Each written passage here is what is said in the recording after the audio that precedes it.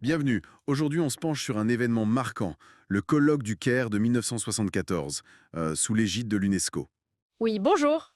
On a sous la main des documents intéressants, des extraits d'articles, les actes du colloque, et même une intervention de Cheikh Anta Diop.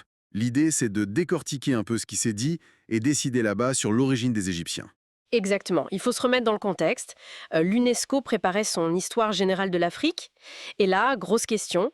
Les Égyptiens anciens, ils venaient d'où? Europe? Asie?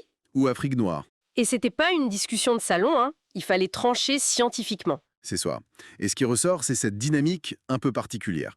Une vingtaine de spécialistes internationaux face à deux chercheurs africains principaux. Cheikh Anta Diop du Sénégal et Théophile Obenga du Congo. 2 contre 20 en gros. Et ils défendaient l'origine noire africaine. Voilà. Et les documents montrent qu'ils sont arrivés très, très préparés.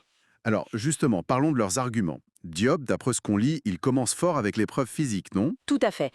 Il attaque l'idée reçue que la momification, ça détruit tout indice ethnique.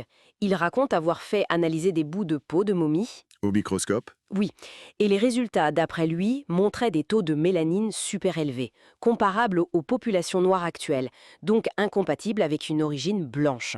Intéressant. Et il ne s'arrête pas à la peau, il critique aussi la craniométrie. Oui, il trouve ça trop réducteur, parfois même trompeur pour classer les races. Il préfère regarder l'ostéologie générale, les squelettes, et même les groupes sanguins. Les groupes sanguins, comment ça peut aider? Anciennes. Or, c'est un groupe qu'on retrouve beaucoup en Afrique de l'Ouest aujourd'hui, alors que le groupe A2, plus typique en Europe, était quasi absent. C'est un faisceau d'indices biologiques en fait. D'accord. C'est assez poussé comme approche pour l'époque, mais il n'y avait pas que la biologie. Les témoignages des anciens, ça compte aussi. Ah oui, c'est un autre gros morceau de son argumentation. Diop rappelle sur les auteurs grecs Hérodote, Diodore et d'autres. Les classiques, quoi. Voilà, il décrivait tous les Égyptiens comme Mélancreux, à peau noire, et Holotrichès, à cheveux crépus, carrément. Et il ne cite pas que les Grecs, hein. Non. Il va même chercher Volney, un voyageur français de la fin du XVIIIe siècle, qui trouvait que les Coptes et le Sphinx avaient un type nègre. Pour Diop, c'était évident, mais on avait fermé les yeux dessus. Donc le corps, le regard des autres, et ensuite la langue et la culture. Absolument. Le point clé, c'est le fameux mot Kemet. K-M-T. Les Égyptiens l'utilisaient pour désigner leur pays ou eux-mêmes. On dit souvent que ça veut dire la terre noire, la terre fertile du Nil. C'est l'interprétation courante, oui. Mais Diop, en se basant sur les hiéroglyphes, les déterminatifs, soutient que ça signifie les Noirs ou le pays des Noirs. C'est pas du tout la même chose. Ça change la perspective, effectivement. Et il ne s'arrête pas là. Il montre des parentés linguistiques profondes, grammaire, vocabulaire, la racine KM pour noir, entre l'égyptien ancien et des langues d'Afrique noire actuelle, comme le Wolof.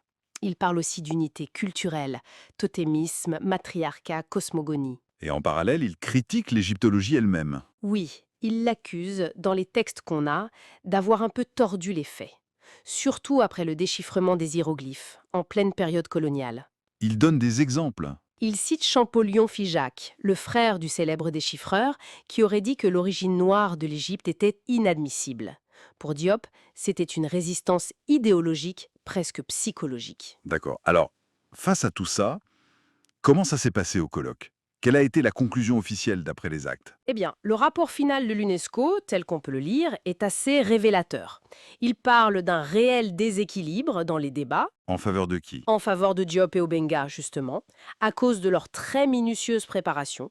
Le rapport dit même que leurs approches méthodologiques étaient nouvelles et que les méthodes précédentes n'étaient plus suffisantes. Et la conclusion générale, alors, ils ont tranché. Les documents indiquent que oui, le colloque aurait validé la thèse africaine noire, il aurait reconnu comme légitime de lier l'Égypte ancienne à l'Afrique noire, sur tous les plans, anthropologiques, linguistiques, culturels. Et l'interprétation de Kemet? Accepté aussi comme désignant les Noirs. Et le rapport insisterait sur le besoin d'étudier les liens entre l'égyptien et les langues négro-africaines. Donc, en résumé, si on se base sur ces sources, le colloque du Caire, sous l'égide de l'UNESCO, a scientifiquement validé l'appartenance de la civilisation égyptienne au monde noir africain. C'est exactement ça. C'est présenté comme une étape majeure. Une sorte de tournant pour l'histoire africaine qui replace l'Égypte dans son berceau africain. Ça a beaucoup nourri l'idée d'une renaissance africaine. D'accord, une réappropriation en quelque sorte. C'est ça, scientifique et culturel. Ce qui nous amène à une dernière petite question, peut-être un peu provocatrice. Si tout ça a été validé scientifiquement par l'UNESCO il y a plus de 50 ans, Oui. comment ça se fait que, encore aujourd'hui, le sujet fasse débat ou que ses conclusions soient si peu connues du grand public? Qu'est-ce que ça nous dit sur la façon dont l'histoire s'écrit, se diffuse ou résiste? Bonne question. Ça montre peut-être que la validation scientifique ne suffit pas toujours face à certaines représentations bien ancrées. Une piste de réflexion pour conclure.